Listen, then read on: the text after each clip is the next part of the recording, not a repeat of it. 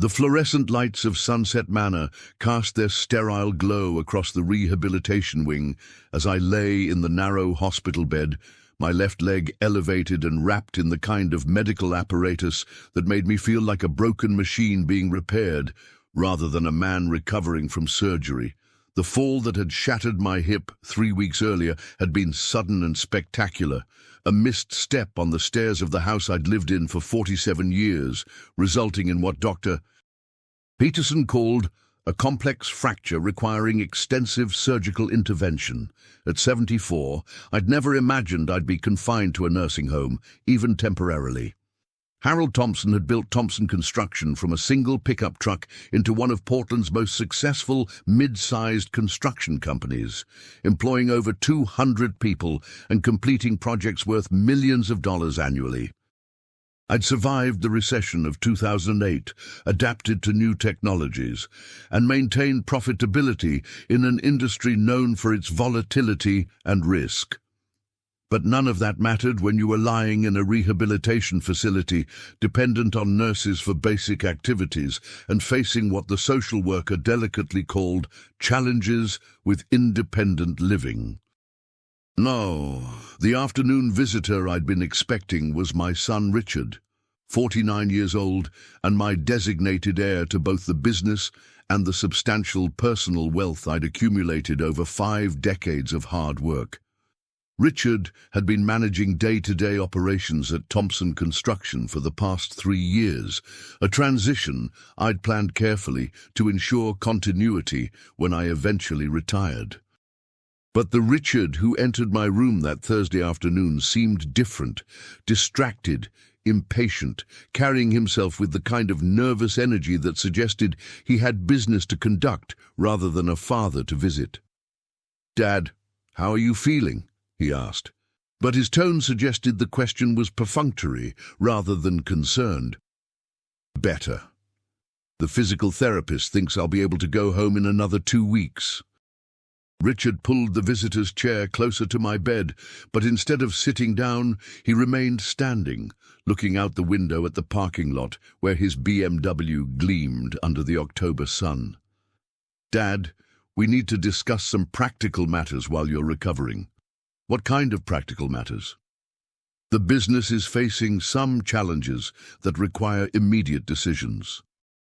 The Riverside development project is behind schedule, and we're looking at potential penalties if we don't meet the December deadline.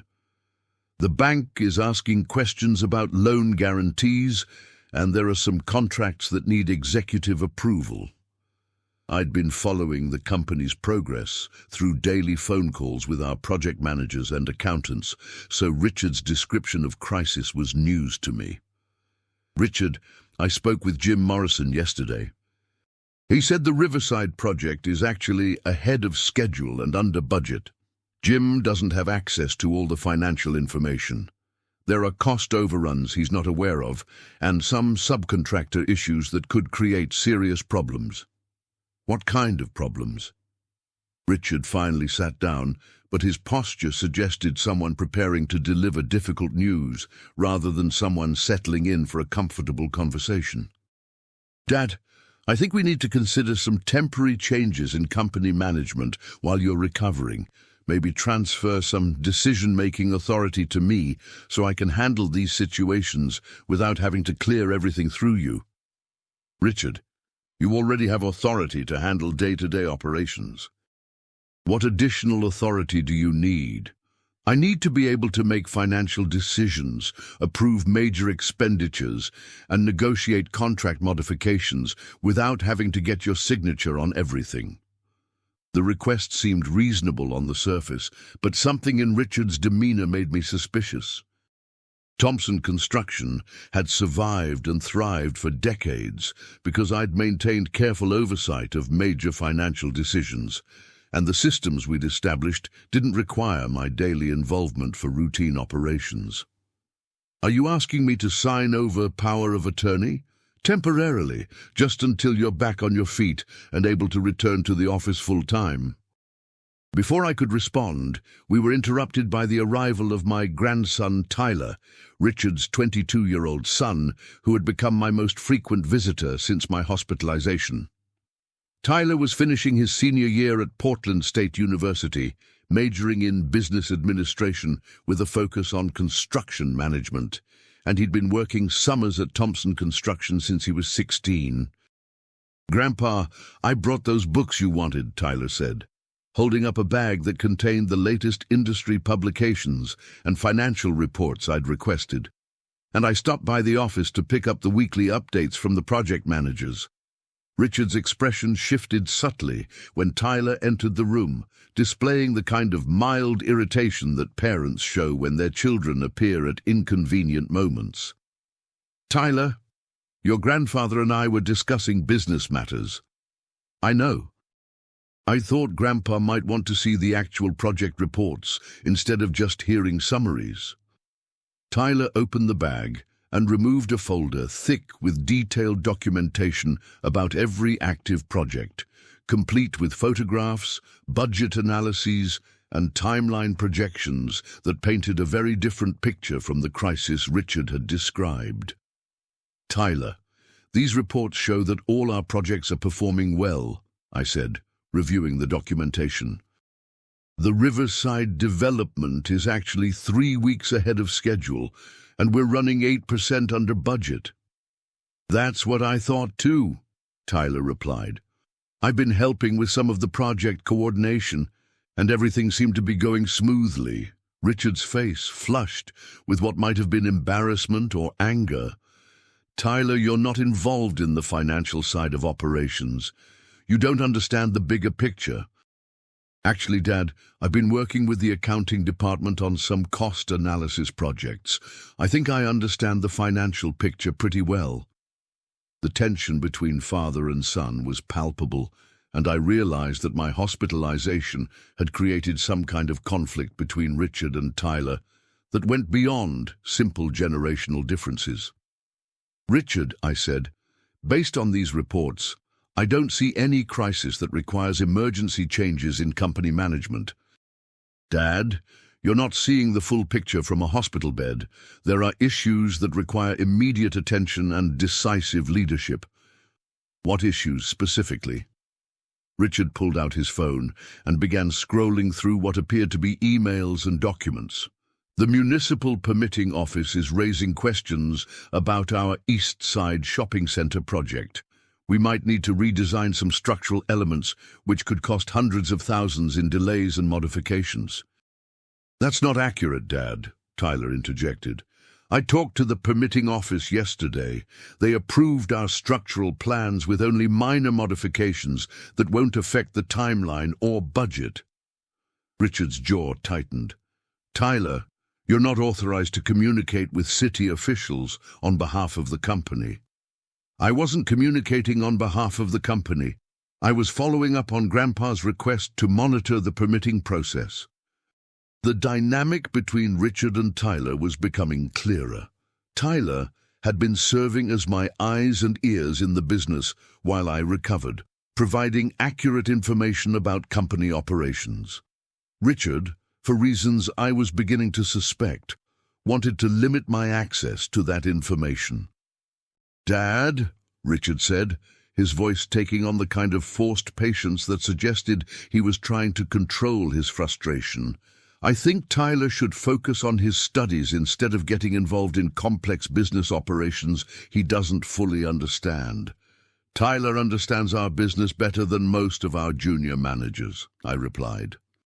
"He's been learning construction management since he was a child, and his business education gives him perspectives that complement his practical experience." "He's 22 years old. He doesn't have the experience to handle serious business decisions." "Neither did you when you started working for the company, but I taught you just like I'm teaching Tyler." Richard stood up abruptly, his composure finally cracking. "Dad, that's exactly the problem. You're treating Tyler like he's going to take over the business someday, but I'm the one who's been running operations for 3 years. I'm the one who's earned the right to make decisions." The outburst revealed more than Richard had probably intended. This wasn't about emergency business decisions or temporary management arrangements. This was about succession, authority, and Richard's fear that Tyler might be positioned to inherit control of Thompson Construction. "Richard, no one is threatening your position in the company. Aren't they? You have Tyler monitoring projects, communicating with vendors, reviewing financial reports. You're grooming him to take over, just like you groomed me. I'm educating Tyler about the business, just like I educated you. That doesn't mean I'm planning to change succession plans. But you could. As long as you maintain control of company decisions, you could change your mind about anything at any time." And there it was, the real issue underlying Richard's request for power of attorney. He wanted legal control of Thompson Construction, not because of any business emergency, but because he was afraid I might decide that Tyler was a better candidate to eventually inherit the company. "Dad," Tyler said quietly, "maybe I should go. I don't want to cause problems between you and Grandpa." "Tyler, you're not causing problems," I said. "Family businesses are complicated, and sometimes people have different ideas about roles and responsibilities." Richard looked at both of us with an expression that mixed frustration with something approaching desperation. "Dad, I need to know that my years of work and dedication mean something. I need to know that the company I've been building is going to be mine someday. Richard, Thompson Construction has always been intended for you. But that doesn't mean Tyler can't also be part of the family business. There can only be one person in charge. You know that better than anyone."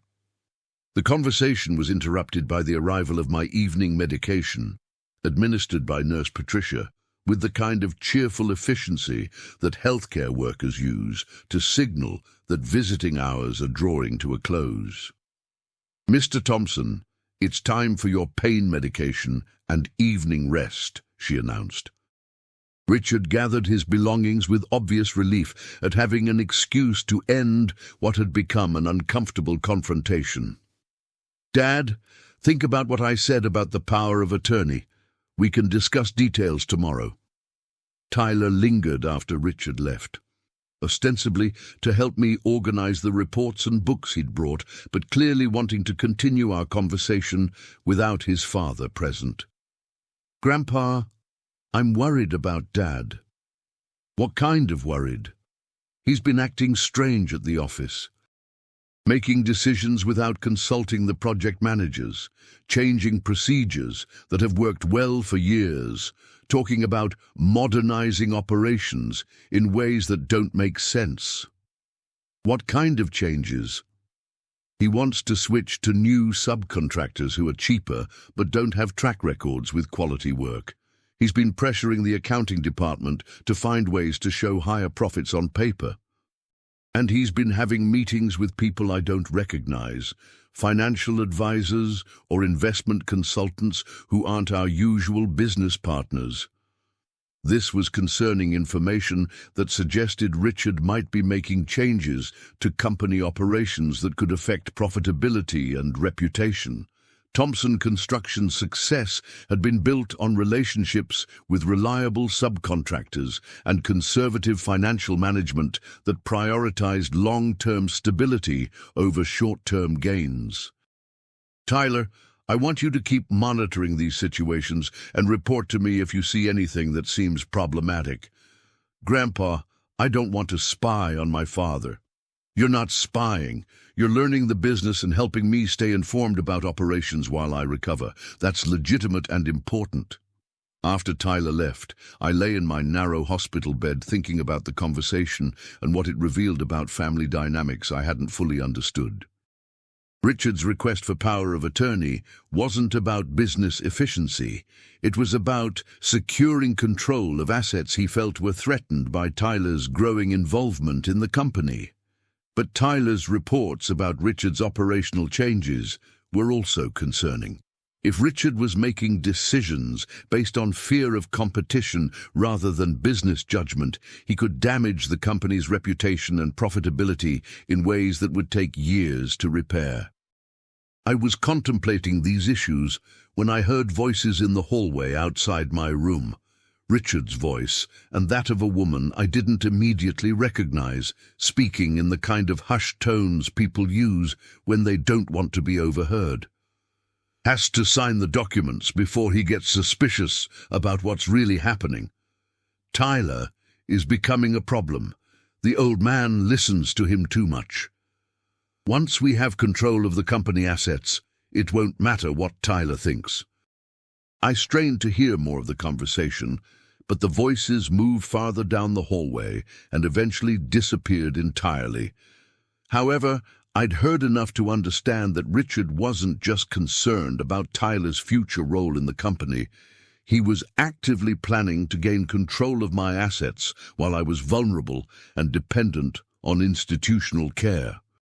The phrase, "once we have control of the company assets," suggested that Richard was working with someone else, possibly the woman whose voice I hadn't recognized, to manipulate me into signing legal documents that would transfer ownership or control of Thompson Construction. But more disturbing was the implication that Richard considered my hospitalization an opportunity rather than a family crisis.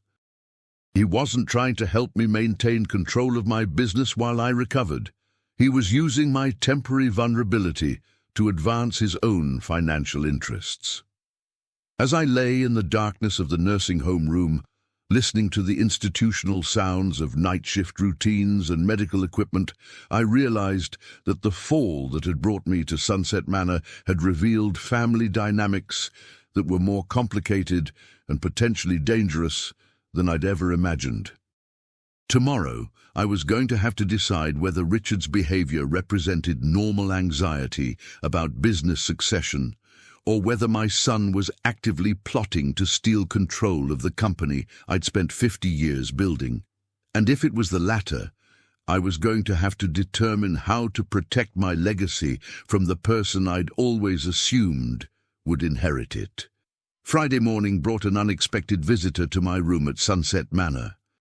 Jennifer Walsh, my attorney for the past 15 years, appeared at my bedside carrying a briefcase and wearing the kind of serious expression that suggested she was bringing news that required careful legal consideration. "Harold, I received some interesting information yesterday that I think you need to know about." "What kind of information?" Jennifer settled into the visitor's chair and opened her briefcase, removing a folder that contained what appeared to be legal documents and correspondence. "Richard contacted my office Wednesday, asking about procedures for establishing power of attorney for elderly parents who might be experiencing cognitive decline." The words hit me like ice water. Richard hadn't just been requesting temporary business authority, he'd been researching legal mechanisms for claiming that I was no longer mentally competent to manage my own affairs. "Jennifer, I hope you told him that I'm not experiencing any cognitive decline. I told him that any power of attorney arrangements would require your voluntary consent and a clear understanding of what rights you'd be transferring." "But Harold, he also asked about the process for having someone declared incompetent if they refused to sign power of attorney documents." The scope of Richard's planning was becoming clear. He wasn't just hoping I'd voluntarily transfer control of my business. He was prepared to have me declared mentally incompetent if I refused to cooperate with his plans. What would that process involve? It would require medical evaluations, court hearings, and substantial evidence that you're unable to make rational decisions about your financial affairs. It's a complex legal process that's difficult to pursue without legitimate grounds. But it's possible. Theoretically, yes. But Harold, based on our conversation right now, I see no evidence of cognitive impairment that would support such a claim. Jennifer opened her folder and showed me copies of the inquiries Richard had made, along with notes from their phone conversation that painted a disturbing picture of his intentions.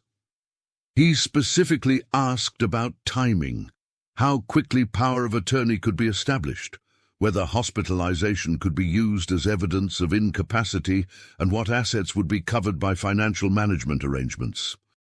What did you tell him? I told him that power of attorney is a serious legal arrangement that requires careful consideration and complete understanding by all parties involved. I also told him that I couldn't provide legal advice about your affairs without your direct authorization. Jennifer, I'm authorizing you to tell me everything Richard discussed with you. Jennifer reviewed her notes, then looked at me with the kind of direct attention that suggested she was delivering information that would be difficult to hear. Harold, Richard asked whether your hospitalization could be used to demonstrate that you're no longer capable of independent living. He wanted to know if residents in a care facility could support claims of diminished capacity. The betrayal was complete. Richard wasn't just trying to gain control of my business.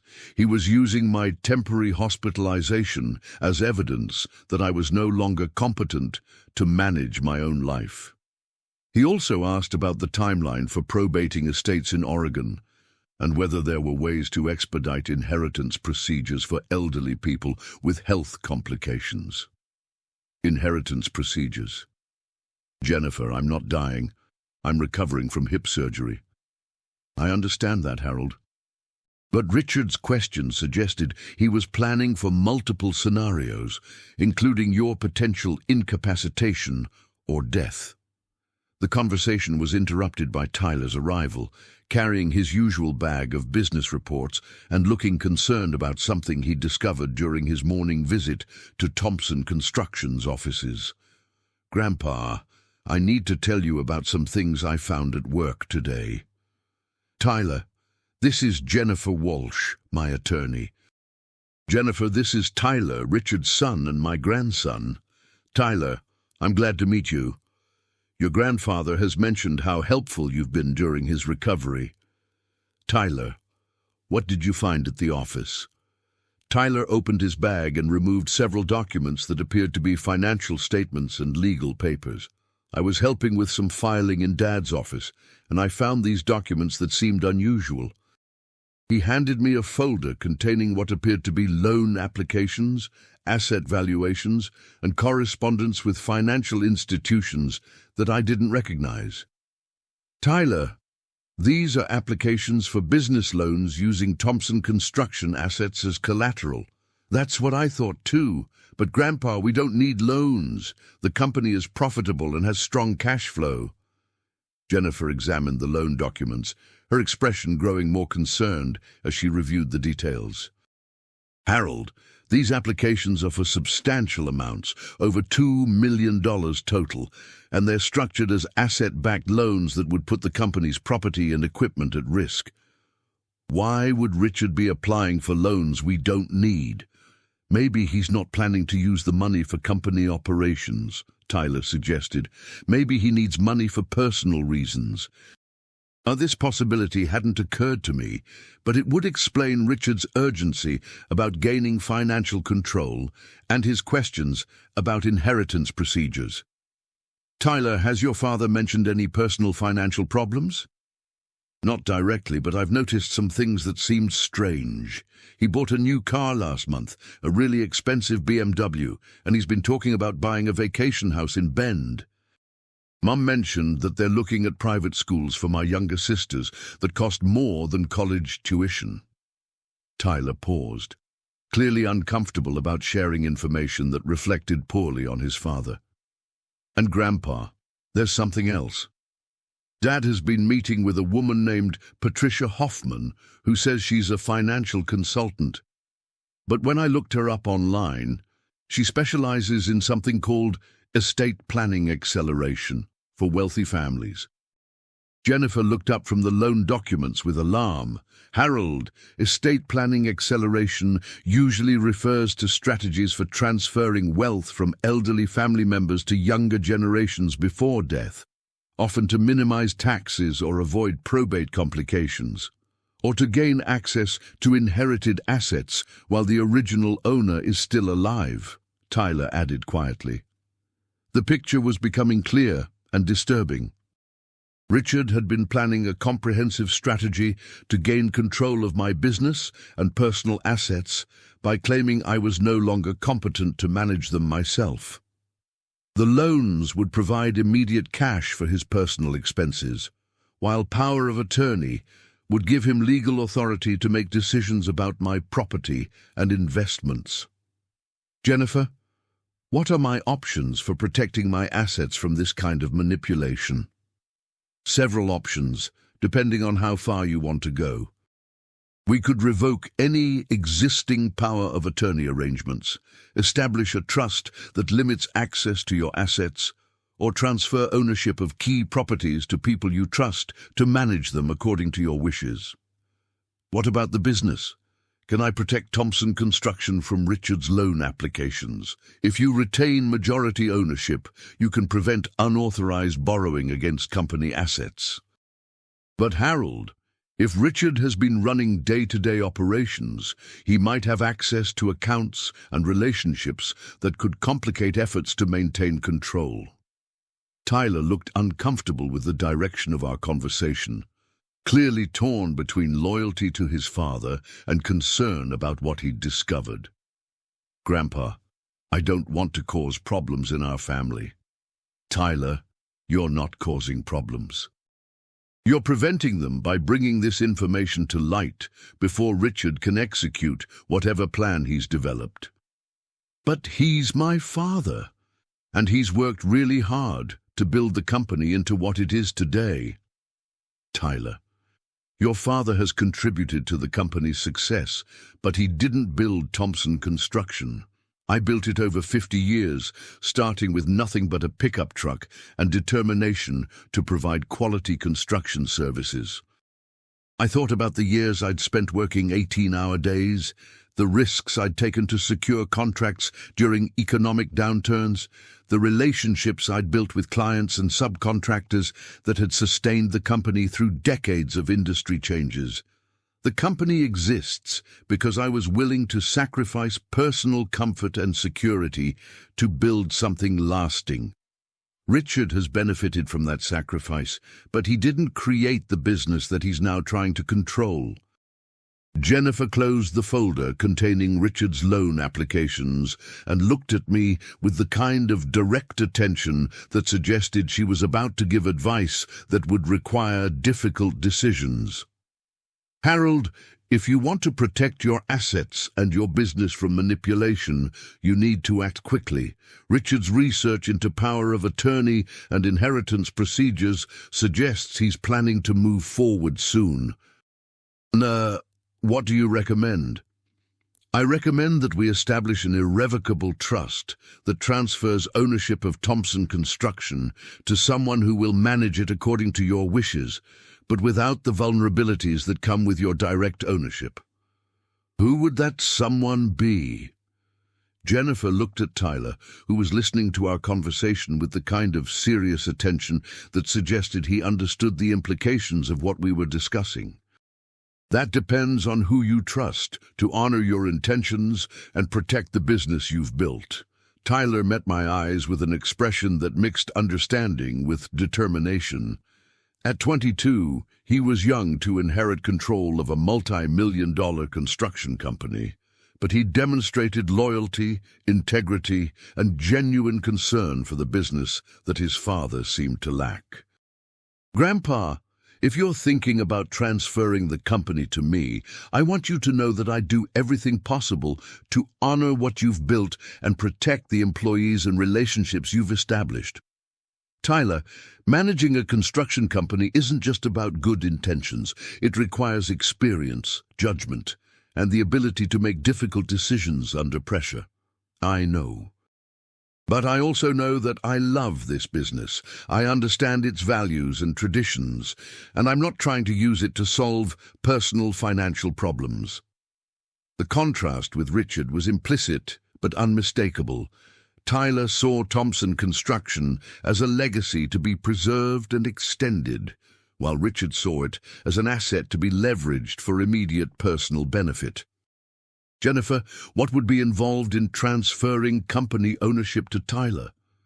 We'd need to establish a trust structure that protects the business while giving Tyler management authority. We'd also need to ensure that the transition doesn't create tax complications or operational disruptions. How quickly can this be arranged? If you're certain about your decision, we can have initial documents prepared by Monday and final agreements executed within 2 weeks.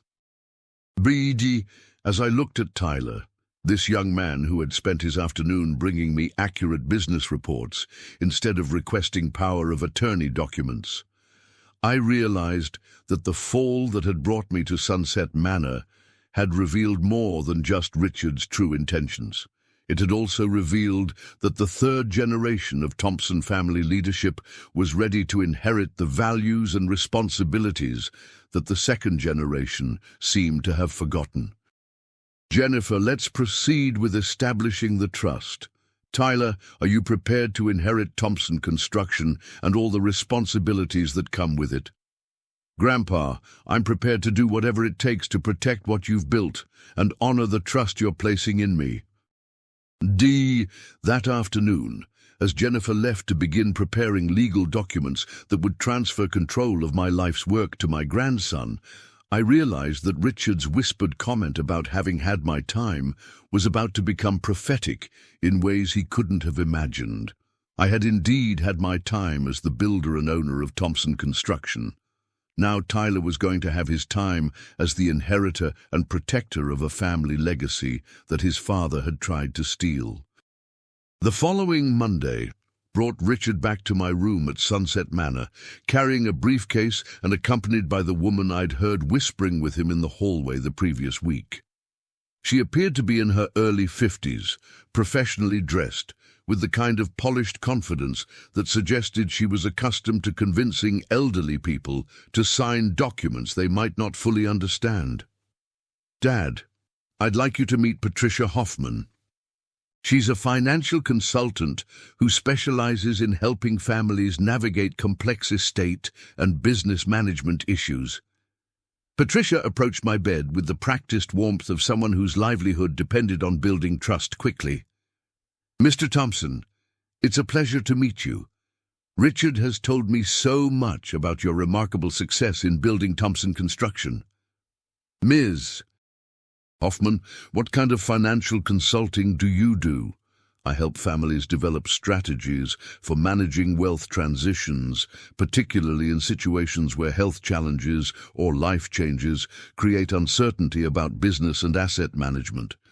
The euphemistic language was carefully chosen to avoid directly stating that she helped adult children gain control of their parents' money, but the implication was clear.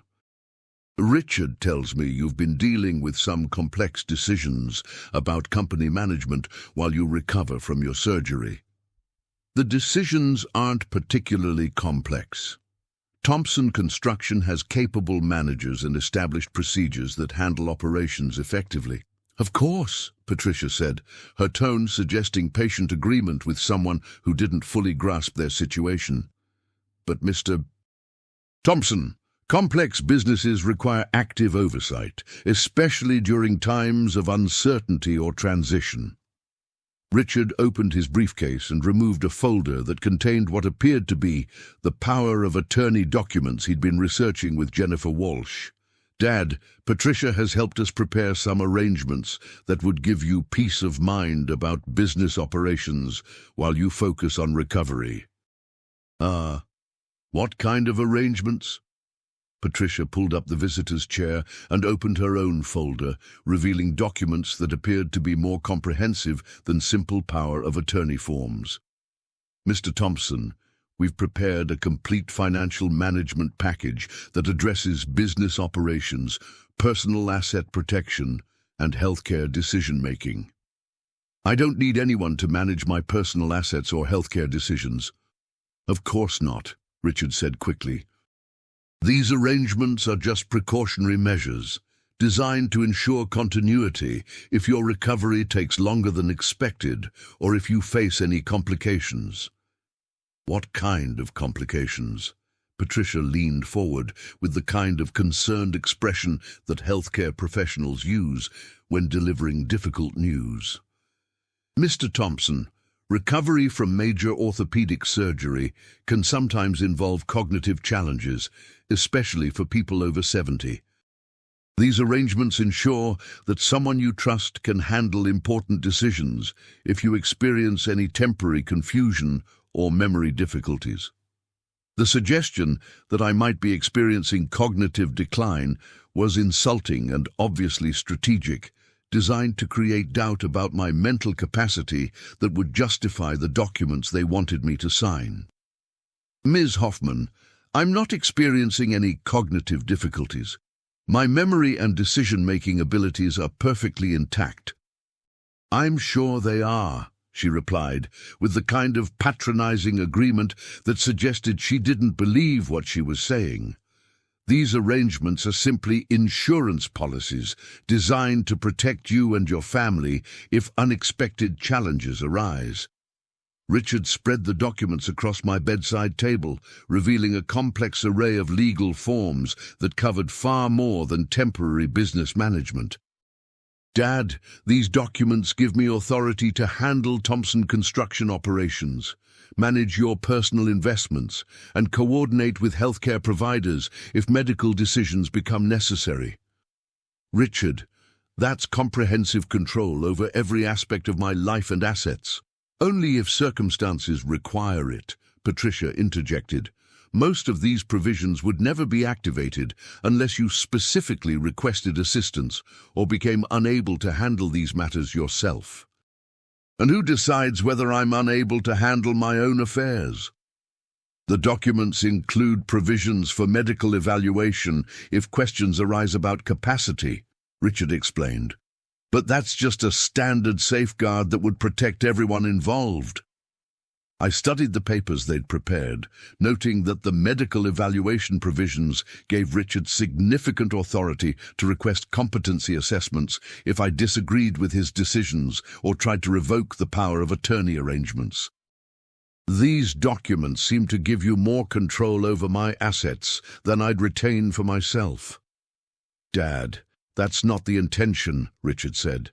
But his tone suggested impatience with my questions, rather than genuine concern about my understanding.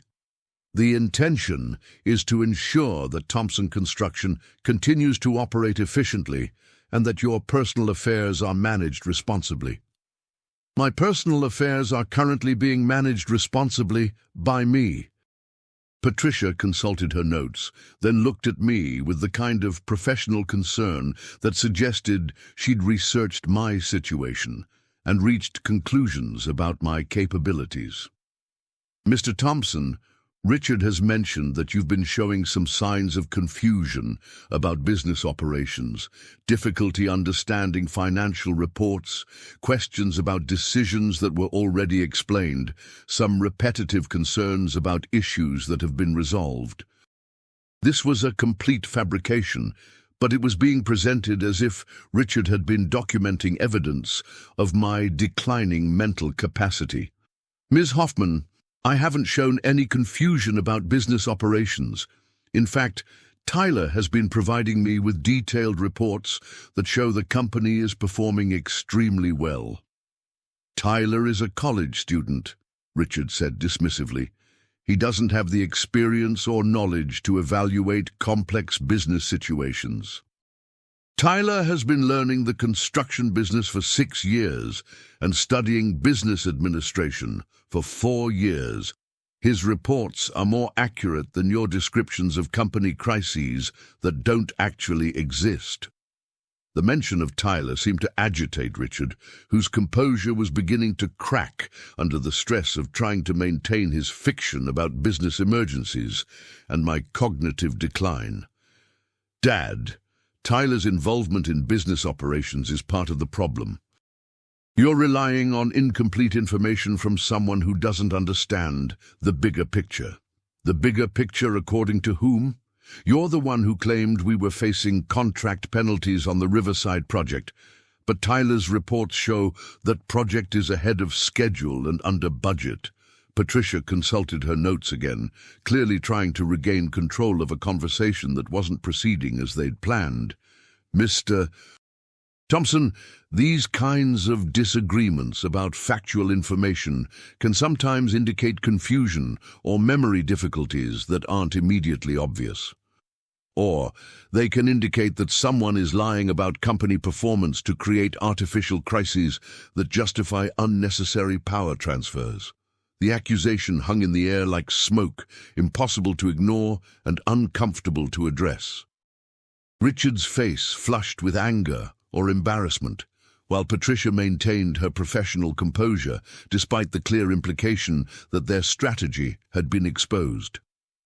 Dad, I would never lie to you about company operations. If there are discrepancies between my reports and Tyler's reports, it's because Tyler doesn't have access to all the relevant information. Then let's resolve the discrepancies. Let's call Jim Morrison and get a direct report on the Riverside project status. That's not necessary. I can provide you with updated information this afternoon. Richard, if your information is accurate, there's no reason to avoid verifying it with the project manager.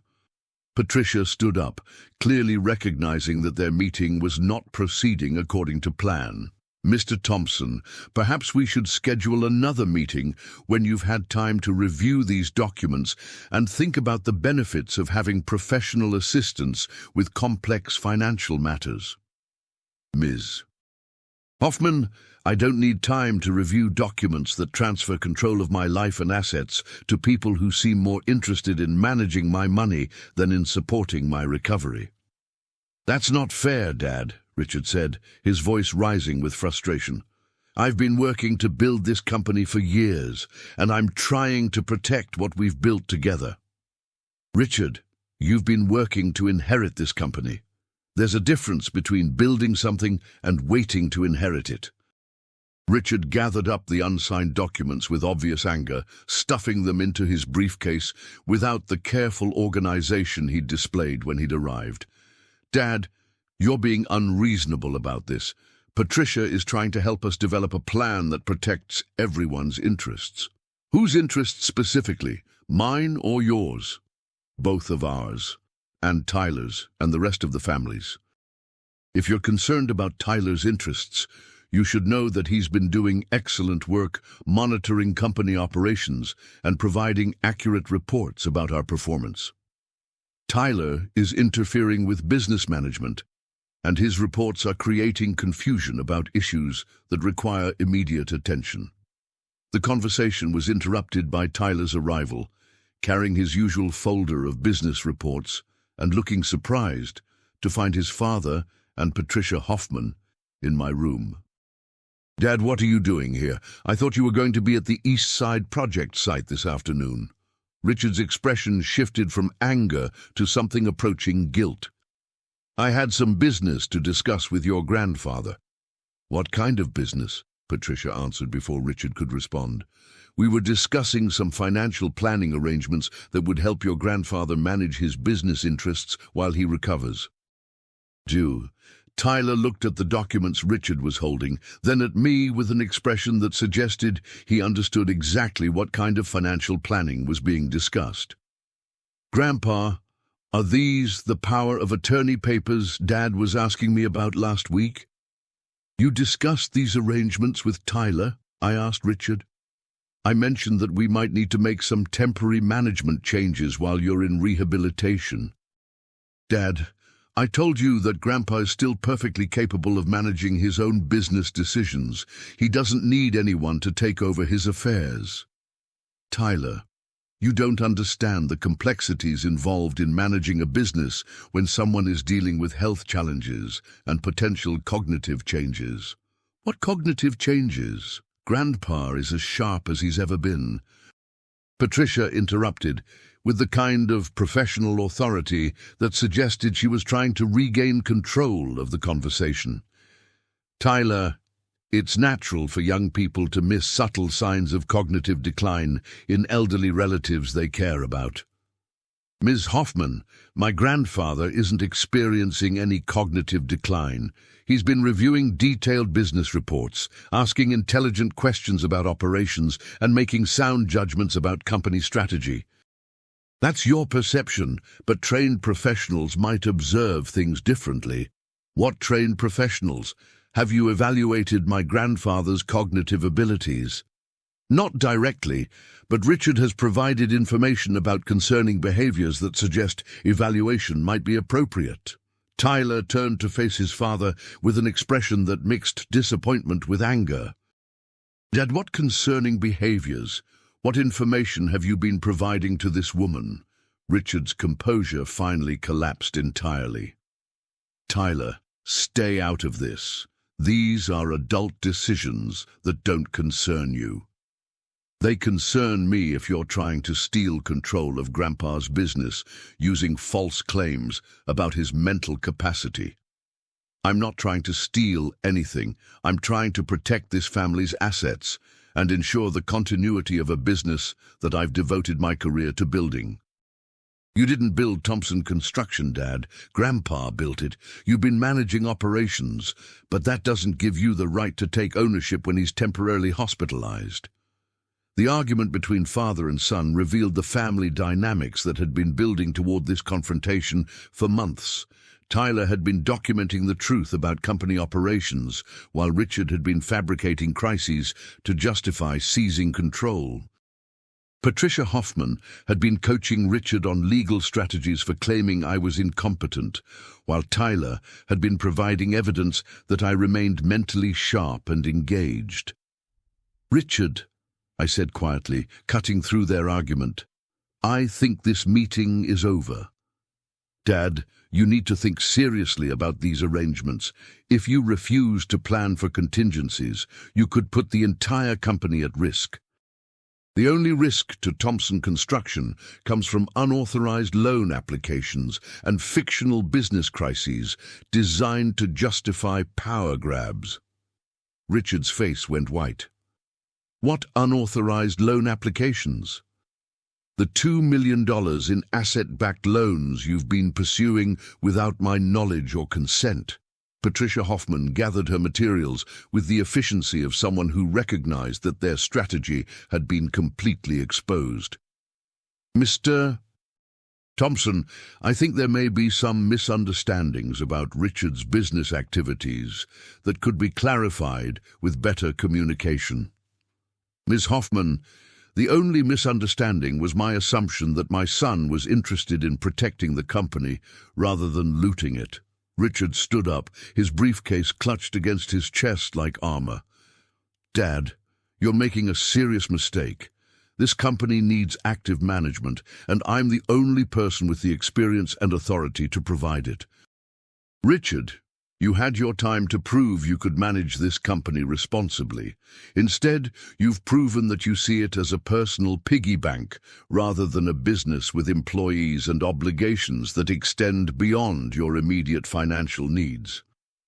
The phrase, "you had your time," seemed to hit Richard like a physical blow, his expression shifting from anger to something approaching panic. What does that mean? It means that your time as heir apparent to Thompson Construction is over. Tyler has demonstrated the integrity and competence that you've failed to show.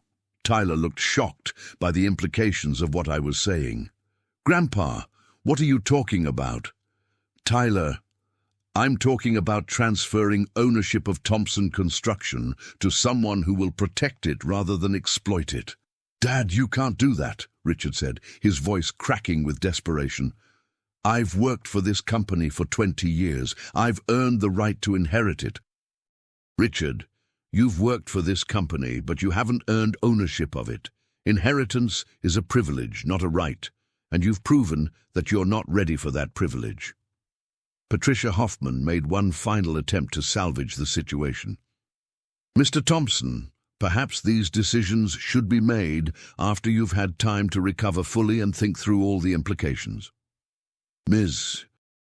Hoffman, I've had 74 years to think through the implications of family, loyalty, and business ethics. I don't need additional time to recognize the difference between someone who wants to protect what I've built and someone who wants to steal it. After Richard and Patricia left, Tyler and I sat in the quiet of my nursing home room, processing what had just occurred and what it meant for our family's future. Grandpa, are you serious about transferring the company to me? Tyler, I'm completely serious, but I want you to understand what you'd be inheriting, not just a profitable business, but the responsibility for 200 employees, relationships with clients and subcontractors that have been built over decades, and a reputation for quality and integrity that must be maintained. I understand the responsibilities. But Grandpa, what about Dad? What happens to him if you transfer ownership to me? Richard can continue working for Thompson Construction if he's willing to accept that he's an employee rather than an owner. But Tyler, based on what we've discovered about his loan applications and power-grabbing attempts, I don't think he's going to be willing to accept that role. So he'll leave the company? Probably. And he'll probably try to convince other family members that I'm being unfair or that you're manipulating me. Richard has invested too much of his identity in being the heir to Thompson Construction to accept being displaced by his own son. Tyler was quiet for a long moment, clearly grappling with the family implications of what I was proposing.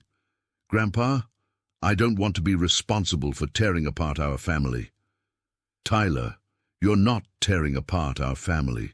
Richard's choices are doing that.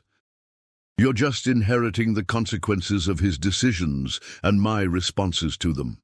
That evening, Jennifer Walsh returned to review the trust documents that would transfer control of Thompson Construction to Tyler, while protecting the company from any future attempts by Richard to claim ownership or management authority. Harold, these arrangements will give Tyler complete ownership and management control, but they also include provisions that protect him from legal challenges and ensure continuity of operations. What about Richard? What rights does he retain? None, regarding ownership or management. If Tyler chooses to employ him, that would be Tyler's decision.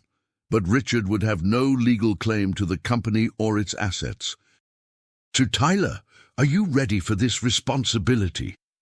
Tyler looked at the documents that would make him at 22 the owner of a multi-million-dollar construction company, then looked at me with an expression that mixed determination with humility. Grandpa, I'm ready to do everything I can to honor what you've built and protect the people who depend on Thompson Construction for their livelihoods. Then let's sign the papers and ensure that your father's whispered comment about my having had my time becomes true in ways he never intended. As I signed the documents that transferred my life's work to my grandson, I realized that Richard's attempt to steal my legacy had actually forced me to ensure that it would be preserved by someone who truly understood its value. Sometimes the greatest gift you can give your family's future is protecting it from family members who would destroy it for immediate gain. 6 months later, I sat in the renovated office of Thompson Construction, watching Tyler conduct a meeting with project managers, subcontractors, and clients with the kind of quiet competence that reminded me of myself at his age. The company had not only survived the ownership transition, but had thrived under Tyler's leadership, securing new contracts and expanding operations in ways that Richard had never achieved. The legal transfer had been completed without complications, thanks to Jennifer Walsh's thorough preparation and Tyler's immediate demonstration of management capability. Within 3 months, Thompson Construction was performing better than it had in years, with improved profit margins, stronger client relationships, and employee satisfaction that reflected Tyler's collaborative approach to leadership. But the personal costs had been significant and ongoing. Richard had reacted to the ownership transfer with a combination of rage, disbelief, and legal threats that had consumed several months before he finally accepted that the documents were legally binding and irreversible. He'd accused me of being manipulated by Tyler, claimed that my hospitalization had affected my judgment, and even hired an attorney to challenge the trust arrangements. All of his efforts had failed, primarily because the evidence showed that I'd made a rational decision based on documented concerns about Richard's business judgment and financial behavior. The unauthorized loan applications, the fabricated business crises, and his collaboration with Patricia Hoffman to gain power of attorney had created a clear record of his attempts to manipulate me during my recovery. "Mr. Thompson," Tyler said, approaching my desk with a quarterly report that showed Thompson Construction's continued growth and profitability, "I wanted to share the latest financial results with you." "How are we performing?" "Revenue is up 18% from last year, profit margins have improved by 12%, and we've added 23 new employees. The Riverside project finished 6 weeks ahead of schedule and 15% under budget. The success validated my decision to transfer ownership to Tyler, but it also highlighted how much potential had been unrealized under Richard's management. Tyler's combination of modern business education and respect for the company's traditional values had created opportunities that Richard had missed. "Tyler, have you heard from your father recently?" "He calls occasionally, usually to ask about company finances or to suggest that the family should reconsider the ownership arrangements. But he's been working for a larger construction firm in Seattle, and I think he's starting to accept that Thompson Construction is no longer part of his future." Richard's departure from Portland had been inevitable once it became clear that Tyler wasn't going to offer him a management position in the company he'd tried to steal. The transition had been painful for everyone involved, but it had also demonstrated the difference between someone who saw the business as a legacy to be preserved and someone who saw it as an asset to be monetized. "Tyler, do you ever regret accepting the responsibility of owning Thompson Construction?" "Never, but Grandpa, I do worry about the impact on our family relationships." "What kind of impact?" "Dad's sisters have been asking questions about why Tyler inherited the company instead of their brother. Some of the extended family thinks you were unfair to Richard, or that I somehow manipulated you during your recovery." This was predictable family drama that often accompanied significant wealth transfers, especially when they bypassed expected inheritance patterns. People who hadn't been involved in the day-to-day decisions found it easy to critique outcomes they didn't understand. "Tyler, what do you tell them when they ask these questions?" "I tell them the truth, that you made a rational decision based on documented concerns about Dad's business judgment and financial behavior. I show them the loan applications he submitted without authorization and explain how his power-grabbing attempts during your hospitalization revealed his real motivations." "And how do they respond?" "Some of them understand. Others think family loyalty should override business considerations. A few believe Dad's version of events, which is that you were confused and I took advantage of your vulnerability." "Tyler, family loyalty works both ways. Richard had decades to demonstrate that he could manage Thompson Construction responsibly and put the company's interests ahead of his personal financial needs. Instead, he proved the opposite." "Tito." The conversation was interrupted by the arrival of my doctor, Patricia Chen, who had been overseeing my recovery and transition back to independent living. "Harold, your latest physical therapy evaluations show excellent progress. Your mobility and strength have returned to pre-injury levels, and there are no restrictions on your activities. Does that mean I can move out of Sunset Manor?" "It means you can live independently whenever you feel ready."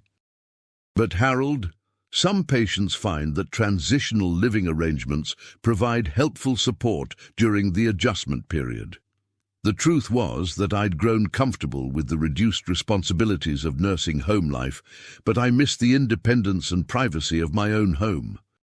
Tyler had been managing Thompson Construction so effectively that I wasn't needed for daily operations, which created an opportunity to step back from business management while remaining involved as an advisor and mentor. "Dr. Chen, I think I'm ready to go home." "Excellent. We can arrange discharge procedures for next week." After Dr. Chen left, Tyler and I discussed the transition plans that would allow me to return to independent living while maintaining my advisory role with Thompson Construction. "Grandpa, I've been thinking about converting the guest house behind your property into an office where you could work on company projects without having to come to the main office every day." "So, what kind of projects?" "Strategic planning, client relationship management, industry research, the kind of high-level thinking that draws on your experience but doesn't require daily involvement in operations." The proposal made sense and would allow me to remain connected to the business I'd built while giving Tyler the independence he needed to establish his own leadership style. "Tyler, that sounds like an excellent arrangement. But I want you to understand something important about managing Thompson Construction." "What's that?" "Success in this business isn't just about profit margins and growth rates. It's about maintaining relationships with people who trust you to build things that will last, to employ people who can support their families, and to contribute to communities in ways that create lasting value." "I understand.